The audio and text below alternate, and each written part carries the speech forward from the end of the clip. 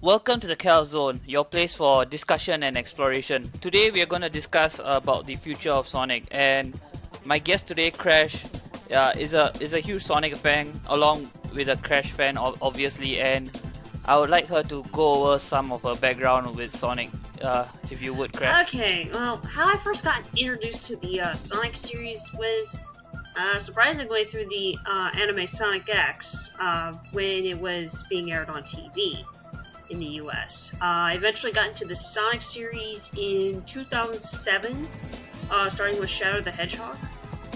And I just started to play some of the other games in the series and then went from there.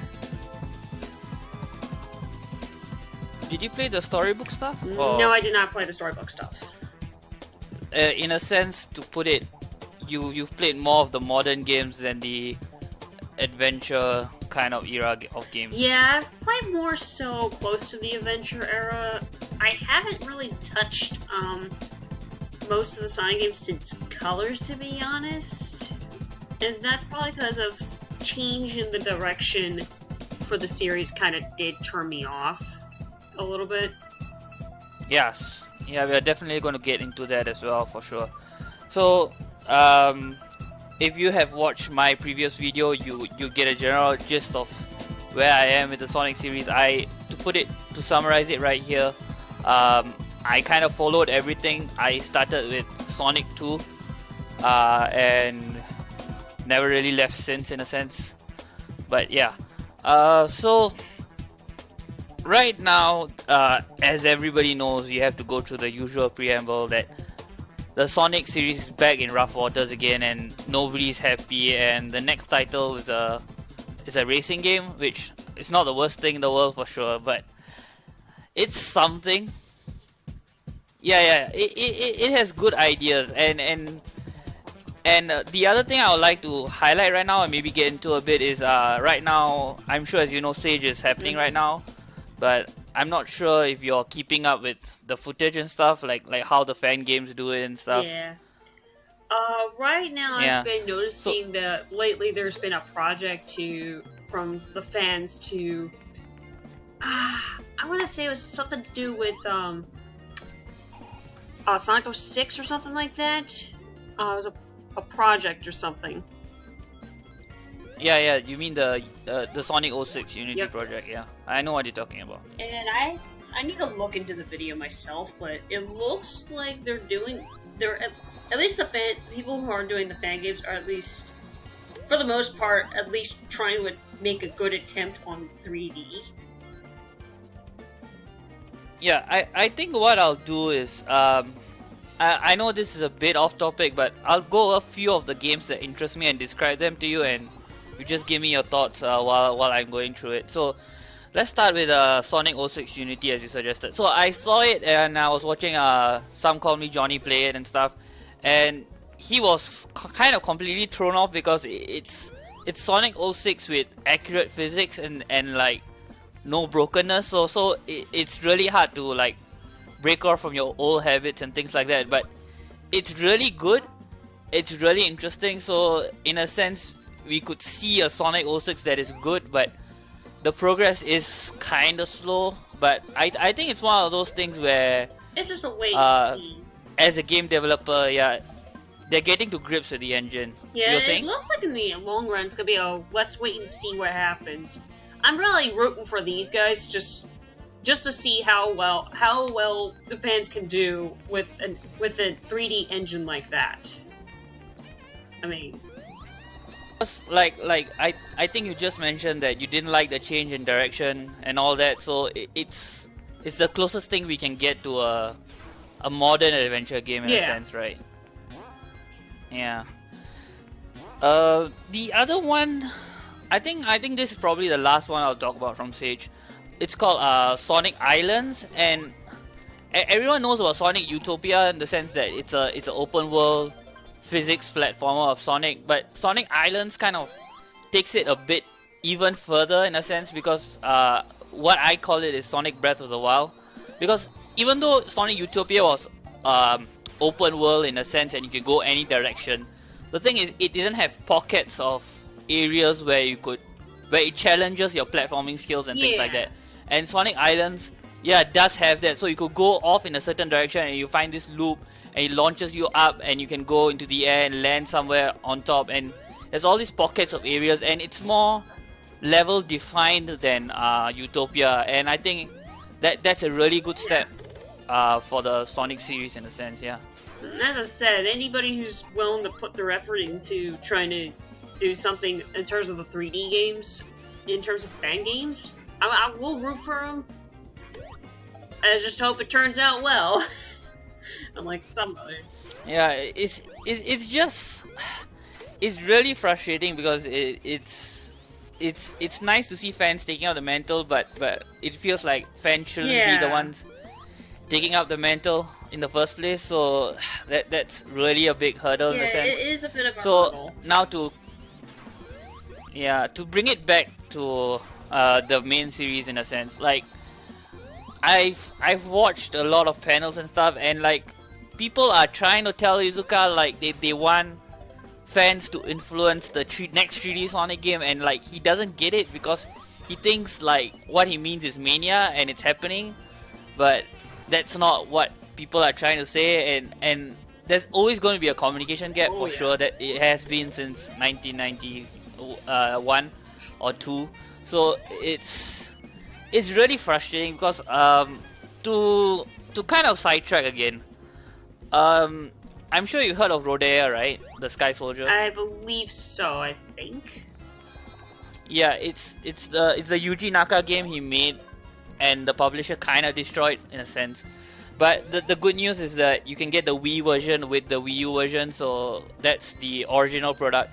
And it's really interesting because it's a lot of people call it Knights, and it is very Knights in a sense because you are flying around, but I don't know, it has the same speed, I guess that's the best way to put it, because what you're doing is you're pointing your Wii sensor to an object and he zips to wherever you go to, and so you're flying from point to point to point, and while you're doing that in the same sense of the classic games, because in the classic games you're keeping your momentum up, and then because you keep your momentum up you're going fast. So like what I'm trying to say through all this roundabout talk is that I don't know, I don't think Yuji Naka has lost it or whatever. I think he still gets it, it's just that he's not interested in the series, and that's a huge problem. And everyone knows about that's part of the problem, but everyone knows the stagnation of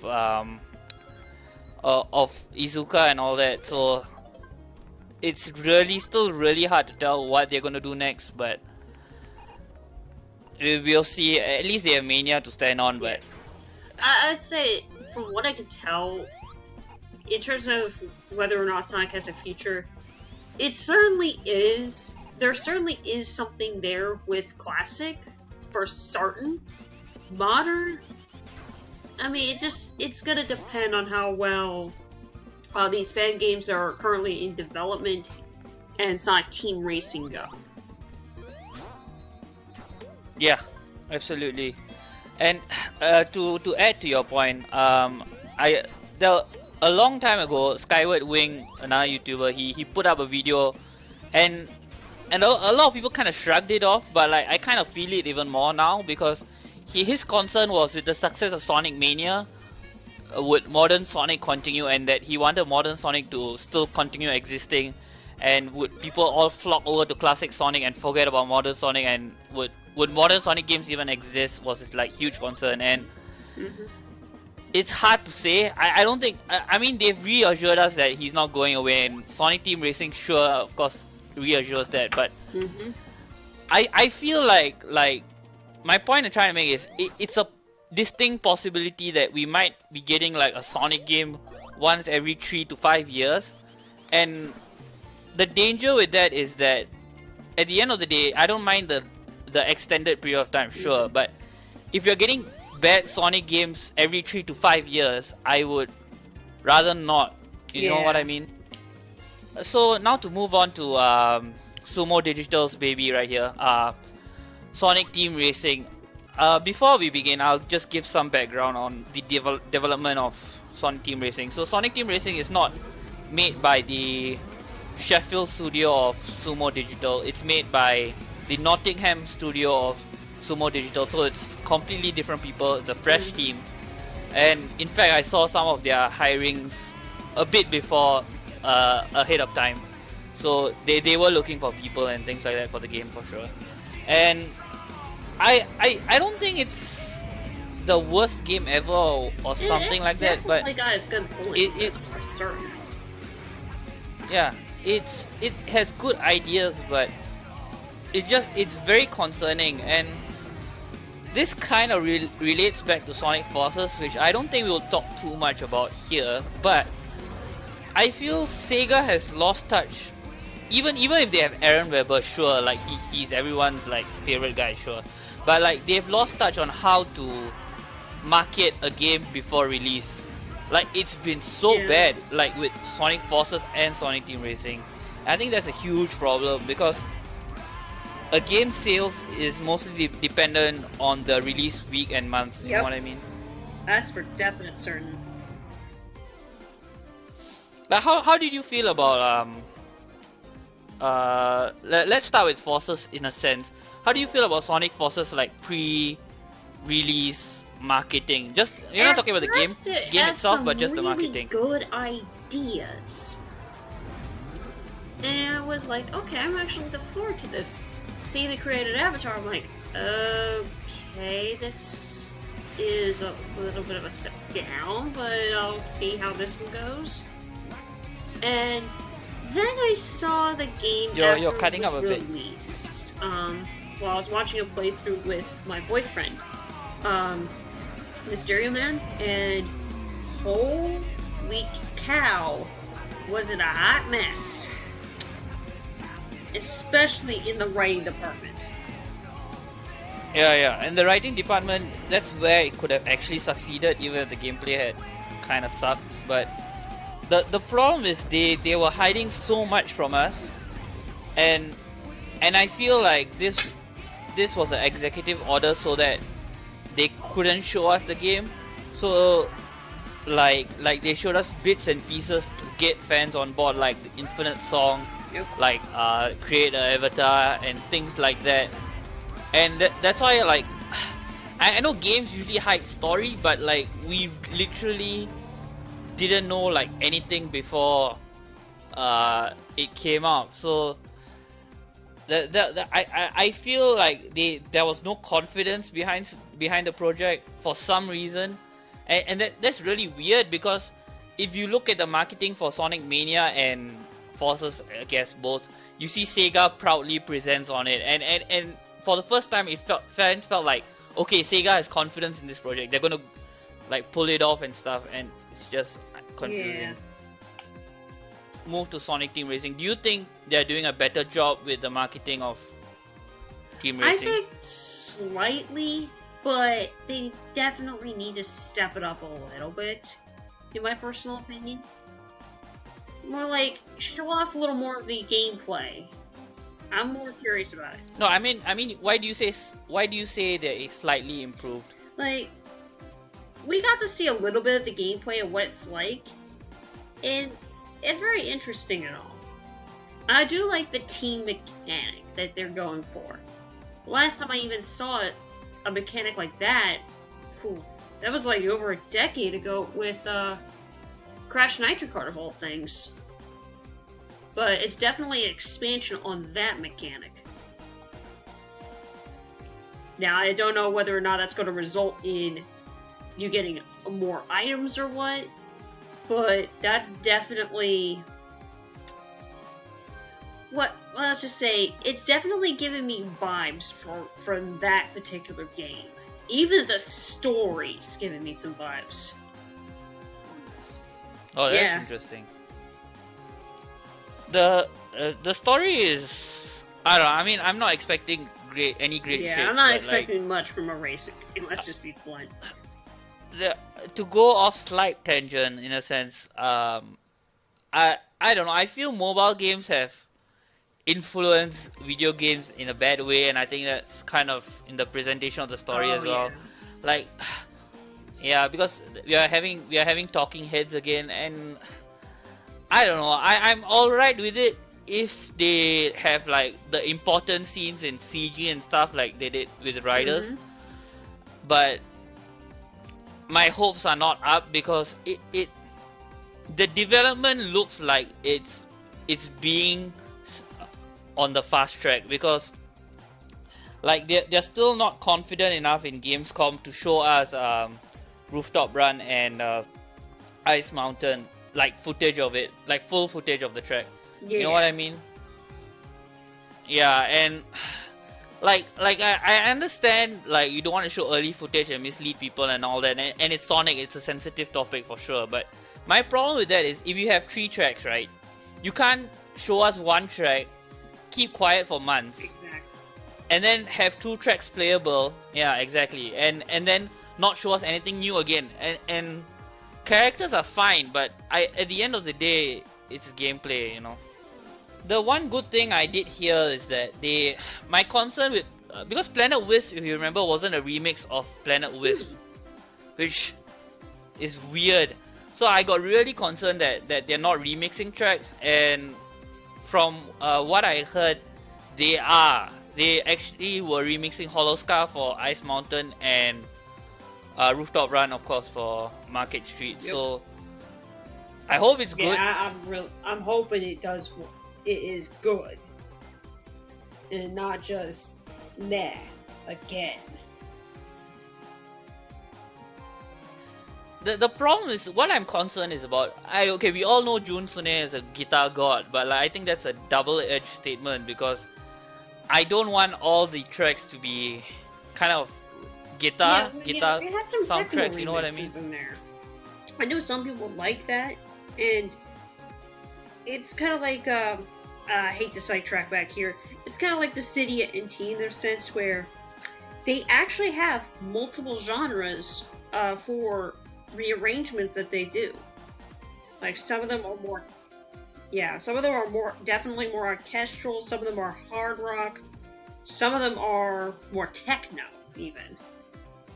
Yeah, I really appreciate that, because I feel like Final Fantasy, at least Nobuo, I'm guessing, I don't know who's really deciding all this, but like, they understand their rich history of music, and they understand that back then they were limited by the hardware, because they might have wanted to do jazz for a song, I think for example, they did jazz for they can't. The extreme for NT's rearrangement, and dear goodness, it sounds Yeah. good.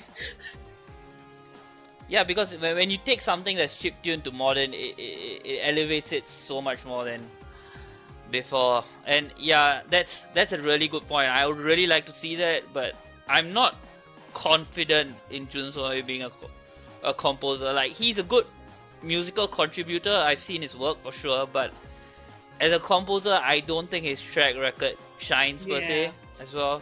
Just to me, at least. Yeah, but that's basically the music. Moving on to gameplay, which we briefly touched on. What do you like particularly about the gameplay? What really stands out to you? As I said before, I think the main gimmick of team mechanics. I think for a racer, it is very interesting per se, and I've hardly seen other racers touch up on this mechanic too terribly much, I want to say. And as I said, the last time I think anybody's actually touched up upon that was over a decade ago, and even then, it's still a little slightly limited when thinking back on it in retrospect. It's always the hardware, probably, you know. But in my case, I when I first saw I think it was E3, E3, I wasn't too interested in it, but then in the Gamescom thing, they said something that was kind of interesting to me, where they said, so speed characters have faster speed, right? Which is expected. Technical characters have can race off track, so they don't lose their speed if you go on the grass, so to speak. And power characters can bash through blocks and obstacles and get shortcuts, kind of like Riders. If you remember that as well. I remember Riders a lot for that one. Yeah, so it's interesting because in Riders, how it used to be, just to compare, I played Zero Gravity to clarify. So the speed characters can grind on rails as their shortcut, the power characters do the exact same thing, so they Yep. punch to break open their shortcuts, and the flight characters have can take ramps for different kind of shortcut, and they have kind of better air control, but that's not too important. But yeah, so essentially what Riders did was give different shortcuts to different types, but what Team Racing is doing is a bit more interesting because it's actually useful all the time as opposed to, you know, specific instances. Oh, you know yeah. what I mean? It's definitely looking like it. But here's the thing, I think that's where they had great ideas, and the team racing concept is interesting, but to me, I feel the potential could have been so much more without the team or with the team, maybe, because to look at another game, Mario Tennis Aces, I know it sounds kind of the farthest thing away from racing, but what Mario Tennis Aces did is make its sports game into a fighting game. Yep. With techniques and power meters and stuff. Oh, you get what yeah, I mean? that definitely But sounds pretty what- cool. I have to say. And I want that in team racing. And what I mean by this is, for example, right, if they had made like the speed characters have a drifting kind of advantage, so they can drift tighter and stuff, and they get faster drift charges and things like that. So they're always going faster, and I guess in a sense the ultimate meter is there, so they can use that to charge their meter. And the technical characters, I find that really weak because, okay, it's cool that players who can't play well can just go off track and they're fine, but you know, I feel like you can give them something better to do than just racing off track. Yeah. You know what I mean? Yeah, and power characters, I feel like power characters, I would rather have power characters, give power characters like this kind of special item they can get, so they get like more offensive Yeah. items. Whereas So- the technical characters could get like more defensive options or something like that. Yeah. So it's more interesting, and it's like it's kind of similar in Mario Tennis Aces, because in Mario Tennis Aces you can use your meter to like do trick shots and hit balls back, and like if you have a boost meter where you can expand your boost and you can gain back your boost, so it's like you're constantly thinking how to max out your boost meter, in the sense how to really get the use out of it, you know, that kind of thing. I don't know, I just find that more exciting, but maybe that's just me. Yeah. To come back to it, in a team sense, I like the team idea. Like, in a sense, to add on to the technical thing, it is interesting because you could have a team full of technical characters, or you can have a team full of power characters, or whatever you want, and that's really cool.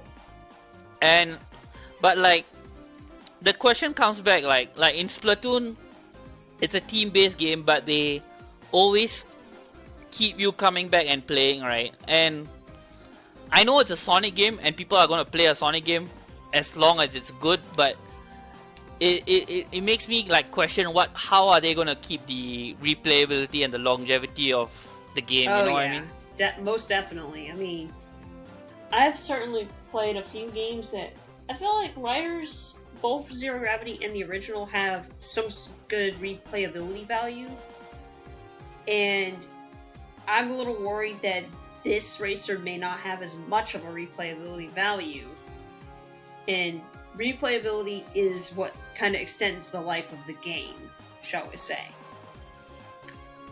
And I know that, God, that reminds me, I should really get back to playing Sonic Unleashed, but Unleashed definitely has some fun replayability value as well, even after beating the game, because you still also have a set of quests in Eggman Land upon completion. I would actually say that Unleash has the biggest replayability value in the whole series, actually. Yeah. And I'll say, though, this comes from somebody who, this is practically her favorite game in the entire series, due to not only just the gameplay, but story as well. I mean, I haven't really seen a good story for the series since that game, and that's actually kind of sad considering it's been, 10 years since the last time that we've seen that being playable. The thing about Unleash is that it is the biggest budgeted game of the series. So it only happened because of the ditch that Sonic 06 put them in, and I don't think we would see that kind of Sega ever again unless they fail badly, which I can't see happening anytime soon based on their patterns. But with Forces kind of putting, as I said, the modern line in a corner right now, I'm not too sure where they're going to go from here. I mean, are they going to be are they not going to learn their lesson from this and be at least a little more open about their marketing? Or will they continue to be a little more secretive about it and it not getting any better? Yeah, the problem lies more in the Japanese culture than Sega themselves. I mean, it is Sega's fault. Let's not kid anyone here. But but Nintendo is also kind of secretive. Like how they do their marketing is they usually remain relatively secretive, and then 1 month before the game comes out, they have a blowout of every spoiler you don't want to hear. You know what I mean? Much. So that's one way to do it, I guess. But it's just Sega has a weird way of marketing their games in the sense where it just seems like they don't have confidence in the games, or they and it's partially because they're not open about it, but it's also partially because they're so tight-lipped about it. Because if they came out and said, okay, we have exciting ideas to show you, but please stay tuned, we will probably have something for you next month. If they said something like that, it's better than nothing. But I mean, it's like comparing. I hate to compare apples to oranges here, but it's kind of like from what I'm seeing of the current development of Spyro Reignited, in comparison to what we saw for Sonic Forces and Sonic Team Racing, where there is a lot of gameplay showing for that particular trilogy remake in comparison to both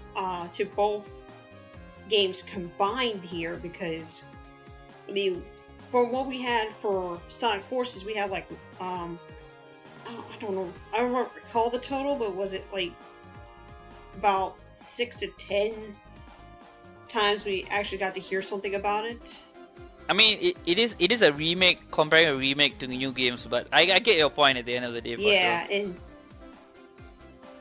And as I said, it's kind of like comparing apples to oranges, but it's just whereas Reignite, we're seeing like new stuff almost every month since its announcement, which and then again, I guess that Toys for Bob's policy is they're a lot more open about marketing than in this regard. That's basically about, we'll say on that note. You know, okay, so now I think we should shift topics to what I would like to see and what you would like to see as well. So what I would like to see is I think one thing we agree on is more tracks for sure, but I think if they did say winter 2018, so that gives them next year essentially as well to release it. But if they are confident, they have to start showing stuff. It is getting very late in the year already.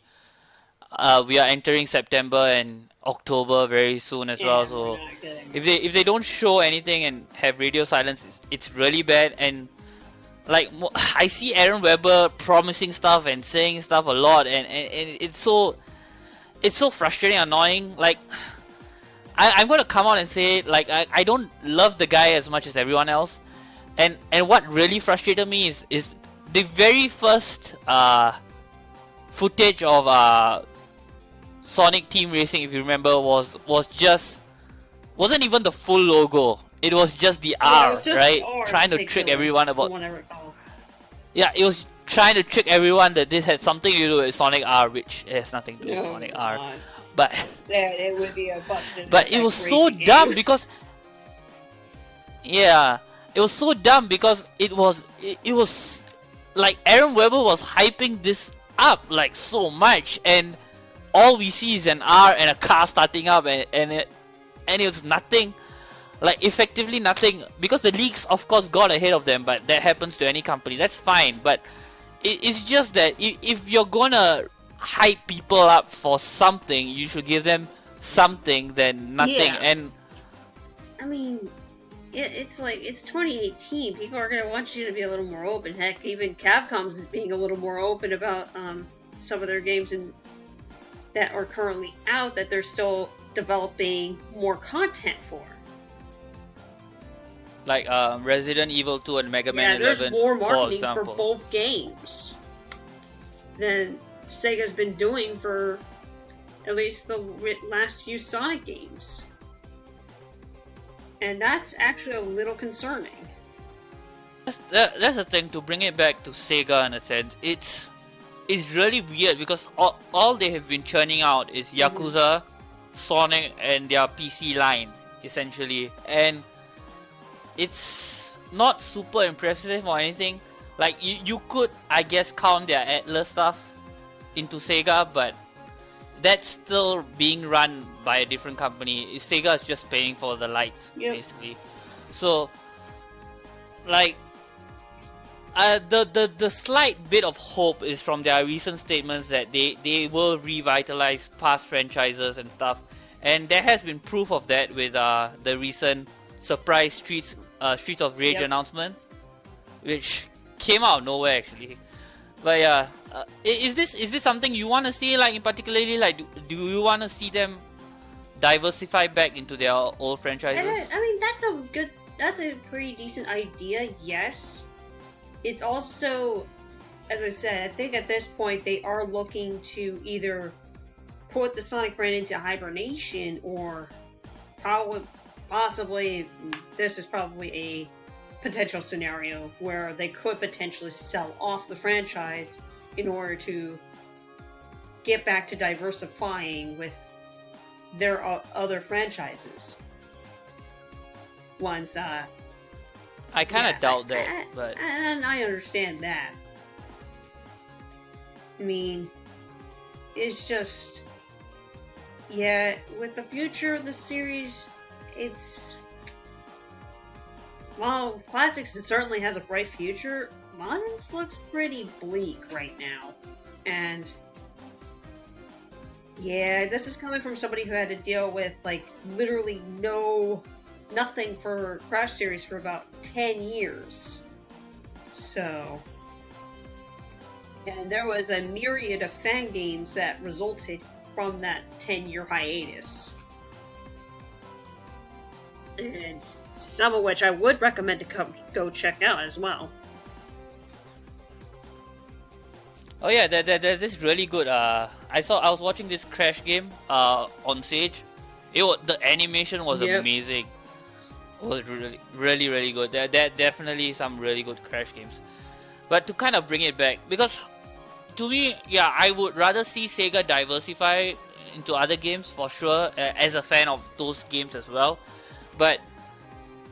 And like I was watching another YouTuber play Mario Odyssey, and like he's going on about how the rolling physics are better than anything 3D Sonic did, and that's just like so frustrating because it's not impossible to do, and it's not like the engines can't achieve it, and a lot of people think it takes like a rocket scientist to figure out how Sonic can work as a platformer.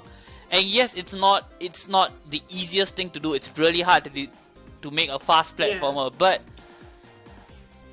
it is possible. It is definitely possible if they actually try to headhunt for talent, like actual talent, instead of settling with whoever they've got in the office at the time. You know what I mean? Exactly. I mean, from what I recall correctly, it's like, it's just that I'm not seeing much confidence from the Sega team at this point, and it does worry me, because I think the last time they even entrusted anything Sonic related to a third-party company, I mean, both times, it fell flat on its face pretty hard. One of which I think actually caused one of the companies to bankrupt, from what I heard. Wait, well, what do you mean by both times? The first Big Red time they Button actually and... did this was for Sonic Chronicles back in 2009 with BioWare, and BioWare pretty much ditched the project at a pretty low percentage rate of done. Yep, I forgot about that. I forgot it existed. Yeah. And it kind of did ruin Sonic's played... one chance of having a role-playing game. I think the lawsuit didn't help either. Yeah. No, the thing is, Sonic Chronicles, I think, actually has probably the second best characterization of all the characters. Most definitely. However, it's just a lot of things went wrong with it, from the music, which is kind of ironic considering Sonic's been known for, like, really good music, to, I want to say sometimes parts of the gameplay as well is not that good either. Yeah, I think what happened is they worked on the story first, and it was all done and all ready, and then when they started working on other things, the team got kind of taken away for Mass Effect or something else, I imagine, that they're doing. Yes, that's it. So they ended up with really few people left there, and they had to scrap up something by the deadline, which happens all the time with Sonic. So that was really unfortunate, and that's another problem to go into that. Like they have I think one of the things why Sonic has such a huge fan base today is because of all the characters, despite what anyone might tell you. And they have forgotten what and how these characters act completely. Exactly, and it makes, even for some fans, some fandom fanfictions that try to aim for more canonical portrayals, even they miss the mark sometimes on some portions of the characters themselves. And it's, in a way, it's caused a flanderization with pretty much all the major Sonic characters that are still known. Like, for example, Sonic is kind of, I'm going to bring Sonic as a big example here. I mean, sure, he was arrogant, sure, he was cocky, but he definitely had the nice guy's side going for him, and he wasn't going to let a friend down in favor of his own ego. Here comes Sonic Colors onwards, and holy shit, he's arrogant as fuck and cocky and had quite the ego. I mean, you do know that Ponta and Graf have never played a Sonic game in their life. Yeah, right? and that probably didn't help. And I mean, yeah, sure, there are some points where, okay, I can kind of see the potential in the writing. Like, I'm gonna go into a bit of a spoiler territory for Colors here, where Sonic basically pushed Tails into the elevator vehicle to get him to safety, while he had to deal with Eggman one last time. I mean, there's like potential like right there. And then Lost World, when Tails was pretty much captured with the potential possibility he could get roboticized by the Deadly Six. I mean, you would get to see a little more of Sonic's character, where he's starting to kind of lose caring. Like, he doesn't have that much left to lose there, and it's like both times, I'm gonna hate to say this, the writing fell flat on its fucking face. Like you said, there are glimpses of of understanding his character, but like they do lose the thread at some point and just let it go. Yeah, particularly the scene that comes to mind is when Amy is trying to talk to Sonic in Lost World, and like she cuts off, and like Sonic feels alone and things like that, and that is cool. That's nice, but that's all it is. It doesn't go anywhere because the problem is kind of resolved kind of quickly after that as well. And could you imagine if we had a boss battle with Tails, mechanized Tails, and like his boss battle was a bit like the Omega versus Beta fight from Sonic Adventure? Yeah, that would be interesting. Because like he could have been firing like missiles and stuff, and you had to dodge them and you go around him and hit him from the back and things like that. That would be really cool. But nope. So because I think what it comes down to is that Sega is cheap. Yep. And they're still trying to appeal to the little kids. I mean, come on now. I don't think it's that. I think they do know their fan base because of what they have been doing with Forces, at least. Yeah. But I think they are really cheap because like the whole Union thing was why Ryan Drummond couldn't come back for Generations, and then they keep hiring Ponta and Graf because they have their cheap fixed rates because they don't have to pay them any more than they usually do. So it's always Ponta and Graf. By the way, do we know if they are writing the story again? I Team have Racing. no idea. I've heard that the writers are brand new.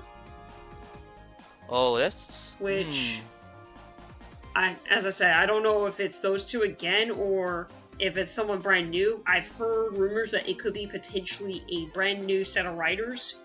Which, to be honest, I think at this point I would rather welcome it than to have those two around again. To be blunt. Yeah, absolutely agree. I hope so. Maybe it's someone on the Sumo Digital team. It could be because they are working on the project. And I honestly think if let's say a Sumo Digital person was writing the story, we would see a lot of improvement because they like Sonic in Europe has. I think it's still a big deal. It has always been a big deal. Like I think Europe has kind of been consistently the most popular place for Sonic over the years. So that's for certain. Having a British person write might actually be amazing, honestly, but we'll see. Yeah, well, we'll just have to wait and see what we can get out of it. But in the US, as far as I know, Sonic's been a pretty popular character, as far as I know. But with Crash Series back in action, and with Spyro potentially on the way, and not to mention a few other franchises to boot here that still have a popularity hold. Nowadays there's a bit for Sonic to be competing with. Let's just say. I think that's good though. I think he needs it. He needs competition for sure. Because Sega has been resting on the laurels of being like more or less the only animal platformer left for a long time. But speaking of, we did touch on this before, that it would be really interesting if Insomniac did a Sonic game. Yeah, that I would be interested in. But yeah, as you said, with Insomniac saying they're basically done with these type of platformers, that's kind of like the option. Kind of seems like it's kind of out at this point. No, I don't think so, because in a sense, I feel like they were definitely on this kick. This is an old interview. I mean, it's not super old, just 2-3 years ago. But like, I think if they were tackling someone else's franchise, they might be more interested. Because they might have more ideas continuing than what they have right now for the biggest one that they have on their own. Exactly, because they probably are sick of Ratchet & Clank at this point. And it could finally give Sega the break that they need from Sonic for a while. But I don't think Sega would do it because of the reasons you've kind of already told. told us. So, like another game studio I would like to see doing it is Platinum. Imagine a Platinum game Sonic game. Can you imagine? It'll be so good because here's the thing: it's not. I mean, it does sound a bit crazy, right? But it's not out of the possibility because Sega and Platinum Studios have a relation. Yeah, they do have a good relationship with Bayonetta, as far as I can tell. Yeah, so like it would be nuts. Like it would be amazing. Like the stuff you run up and run down, and oh my god, like. It'll be really cool. Like I could see like them doing combat in a sense that where it keeps your momentum and stuff. So it kind of moves you forward and you can punch people through, and you know it would be amazing though. But you'll never know what the future holds. No, for that's sure. a good point. I mean, Yeah. Again, with the future, it's just a wait and see at this point. But yeah. It would be very interesting. Is there anyone you would like to see take up the mantle? Let's see. Not particularly any particular individuals, I would say, but as I said before, I'd be open for Insomniac or Platinum to kind of take up the mantle for Sonic. As for anybody I know Whitehead has said that he's open to the idea of working on a 3D Sonic game. I know he's said something before, though I'm worried about the pressure from, as I said, I think I touched up upon this on an earlier statement, the Sonic fan base, and at least especially with the two warring sides of the modern side and the classic side, that gives me a worry that the classic side might kind of pressure him to do more for classic rather than modern. I think you touched on something interesting. I think listening to the fan base has somewhat hampered the franchise. Big time. Especially with Forces. Like I think they were doing good, not amazing, but good on their own before.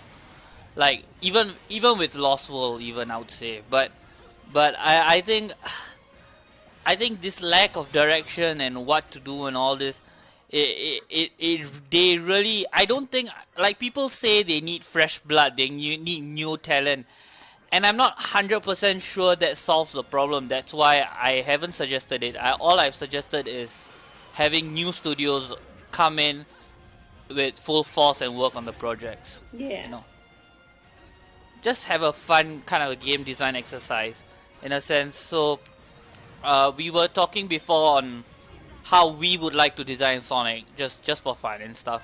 So the idea I came up with, so you know, kind of link it to Platinum again, is a kind of a momentum based platformer, but where you kind of have witch time blended into Sonic. So instead of having a boost meter, he has a witch time meter. So he slows down time like Time Break. So you could go up a ramp, and then you could stop time while he's in the middle of the ramp, and then aim Sonic in whichever route you would like to take. So up, down, or middle, or whatever you like as well. So that way it's a bit like Lost World, because in Lost World you have a run button, but except that you're not going slow all the time. It's you choose when you want to go slow, but you are going fast by default, you know. Yeah. And I mean, my idea, well, some people might give me a strange look again for this, but I would like to see Sega attempt the RPG route again, to be honest. I'm more open to, over the last few years, I think I blame the various amount of role-playing games I've played over this course of time for this, but I would love to see, as I said, an role-playing game, like what ARPGs could work for Sonic. If you're gonna try to do turn-based, I mean, I was gonna say have it like a mix of what we've seen in Final Fantasy 15, for example, with more of stuff from Star Ocean and Tales of series, where it's you're definitely an arena, but it's more ARPG-esque, but with the mix of traditional JRPG mechanics. Yeah, I see what you mean. Yeah, that's what I was gonna ask you, because like, to go off that, right? So, like, it could be that, or I mean, it could be like a Nathan Drake Uncharted like action RPG as well. I could see that, but that's a bit harder to do than what you're suggesting, because yours is a lot more easier to implement for sure. Your idea, yeah. I do like it a lot, because like I think we've said, I think this is the one true line that we have said through this whole discussion, is that Sonic's strength is in its characters, and this is a strength that they have not explored in a decade, I would say, almost, yeah. And yeah, over a decade. Yeah. So it's just, there's so much potential to be mined there. It's just, would Sega step up and get the right people for the job is probably a no for me, but we'll see. Yeah, but I would say at least try to make a good attempt this time on characters. And I mean, who knows? We could see some of the stuff that we've seen in the more recent comics pop up in the in something like another potential RPG. Yeah, I honestly I really like your idea of an RPG, but it's just I can't see them doing a mainline a Sonic RPG, but I would like a Sonic RPG with a big budget. It'd be like a good side series. But with a big budget, not a budget of a DS, you know? No. I mean, with the systems that we have out now, you're better off trying to do a console level budget, to be honest. Well, what if in the next Nintendo Direct we heard a Sonic RPG is coming to the 3DS? I would be frothing at the mouth because I only have a PS4 at this point. I don't have a 3DS anymore, considering my last one. Yeah. I don't know. Nintendo is weird about the 3DS, but that's a different topic. What I sorry, go ahead. I mean, it's just like at this time, if you're gonna do like an RPG, RPGs tend to do a lot better if you actually decide to multi-platform rather than to try to exclusively focus on one system. And I think even I hate to go right back to Square again with Final Fantasy. They are the king of RPGs. Even the more recent Final Fantasy games have been doing pretty well, considering they've been released on multiple platforms. And that way, that gives them a little bit of a budget to focus on their smaller RPGs that they're original RPGs that they're working on for other systems, such as like Bravely Default for like 3DS and such. And Octopath Traveler for sure. Octopath, yeah. Yep. Yeah, I agree. I absolutely agree for sure. I do think there's a lot of potential in a full-fledged Sonic RPG. It's just that. Yeah, especially And with Atlas around now, they could potentially go to Atlas for this idea. Yeah. Although that scares me, considering Atlas's history. I mean, Atlas is always has. I think they are almost always turn-based. Unfortunately, that's almost always. But I just remember the infamy that is their difficulty. Oh yeah, absolutely, for sure. Yeah, but I don't know. I think what I love about the idea the most is the Tales of aspect to it, and I think that helps Sonic retain its brand identity like really well, because Sonic could be spin dashing all over the arena. You know, Amy could come with a hammer and be a kind of a heavy character, and Yep. and everyone keeps their personalities intact. You know, and that's great. That's absolutely perfect. And to kind of bring that back into Sonic Team Racing, like I believe I told you what I wanted is not Sonic Team Racing, is Sonic Battle 2. Oh yes! Yeah, and I heard about this idea, and with the number of characters that are currently in the Sonic canon, you could make something out of it. yeah, it could be so good. And I don't, and it's not like Sumo Digital cannot make this game. Sumo Digital has, like, after Sonic Expressed interest. Sumo Digital certainly. has clearly said in interviews, and not once, not twice, I think I counted 3 or 4 times, that they would like to make a all-star fighting game, Sega All-Stars fighting game after Transform. And it didn't happen, and I'm pretty sure it's because of Sega once again. But I mean, think about it. It was the only reason that Sonic Team Racing is a team game is because Iizuka said so. Yeah, so like I'm pretty sure But it's still at least some potential. it is. It's just that to me it's another racing game again. But Like what what the IP needs is something new. It needs something fresh. Yes. And the battle, it doesn't have to be called Sonic Battle 2, you know. It can be called whatever else you want to call it, you know, like Sonic Clash or, you know, all that. So, the point of this is that this has a huge market and a huge audience, and not only that, and releasing it this year is the best timing for it, because anyone who wants their Sonic character in Smash is probably not going to get it unless it's Shadow right now. So, it's like there's 3 potential candidates currently. There's Shadow, which is the most obvious. There's Tails, who I know an increasing amount of people have been asking for. And then there's Metal Sonic, considering we've been getting more villainous characters in the roster. And this would probably be icing on the cake right there. I think it could be interesting if Dr. Eggman was an Echo Fighter of Bowser Jr.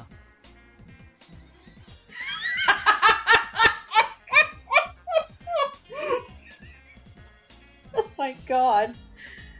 I mean, God. think about it. It works better than you think. And I just thought of this, the crouching animation for that. Just, oh god. Yeah. Could be nuts. Like, yeah. Yeah. And if it doesn't happen in the game, someone is gonna mod it into the game. I tell you right now, for sure. But yes. But other than that, right? So what I'm trying to say ultimately is if they release that kind of game right now, everybody else is gonna flock to it. If they release that kind of game a few years later, like, less people are gonna care. You know what I mean? So, and that's ultimately what's so disappointing about, because I personally have wanted a Sonic Battle 2 for, I think, over a decade right now for sure. But I've kind of made peace with it, because it's kind of obvious that the 3DS is a long gone hope at this point. But with Switch, there's so much possibilities, and Sumo. The frustrating thing is, Sumo Digital have clearly stated that they wanted to make a fighter like Power Stone for Sega characters, and it's such a good idea, and it's such an interesting idea. But it's not being explored. Yeah, and which is weird. It's left to the wayside, but that's the frustrating thing. I think, to like bring it to kind of a close. Like, that's the frustrating thing about Sonic Team and Sega in a sense, is they always miss the forest. Good opportunities. Yes, the good opportunities for sure. Yeah. And they go for something safe usually, rather than try to go for what's more risky. Which they when even Warner Brothers does something risky and can somehow get away with it. Oh, absolutely, they do it all the time, for sure.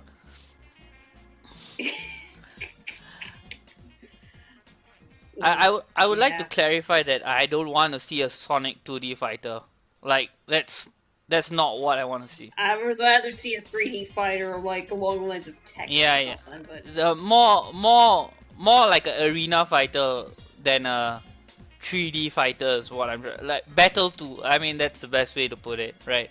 Yeah. Yeah, and I can kind of, and with the whole team aspect that it seems like Sega's been going for years, it could potentially work as well. I think it arguably can work better than the City NT.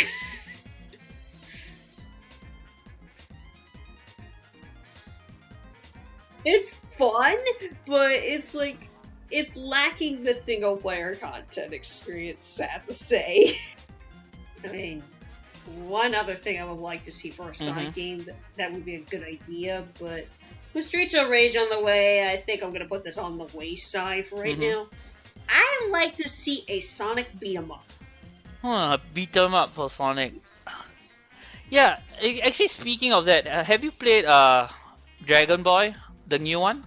No, Wonder Boy, the Dragon Strap, sorry. Yeah, I got that mixed up.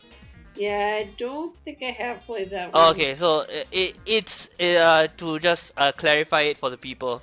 It's a remake of a really old game on the Master System, and there was this studio in France that I'm pretty sure Sega got them to remake the game, and so you can flip the art style between the Sega Master System style to the modern cartoony style. And they are the same guys currently making the Streets of Rage 4 as well. So, like, why I bring up this point is that, like your Sonic beat 'em up idea. Like, I feel if Sega is scared, let's say Sega is scared to give a big studio their baby, their IP, right? I feel like giving smaller studios the allowance to make smaller games, like your Sonic beat 'em up, for example, or Sonic rhythm game, who knows, you know, something fun, something light, something easy, and maybe they could almost do it yearly because these are smaller games, you know. It's not gonna like break the bank or anything, you know what I mean? They don't have to pay too much for it. Everyone wins at the end, but it's just that I don't feel like there's a lot of ideas and passion behind Sega right now. Maybe in Sumo Digital, but not so much Sonic Team per se. Yeah. Pretty much. Yeah, because it's kind of sad if you think about it, because it's like the only external studio they trust right now is Sumo Digital, and in a landscape where like studios are literally popping out of the ground like weeds, you know what I mean?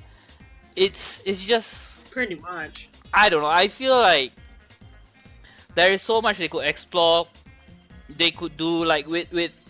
I mean, I think we have to bring up Mario at some point, whether we like it or not. But like with Mario, we have so many side franchises, so many developers working on Mario, and it's not about whether you're a Western studio or not. It's about the fact that they outsource so many of their games to other studios, and they do monitor them, but they trust them to make the game like they want. And that's why Mario and Rabbids was such a big deal, because it was Ubisoft taking the Mario IP and putting their spin on it.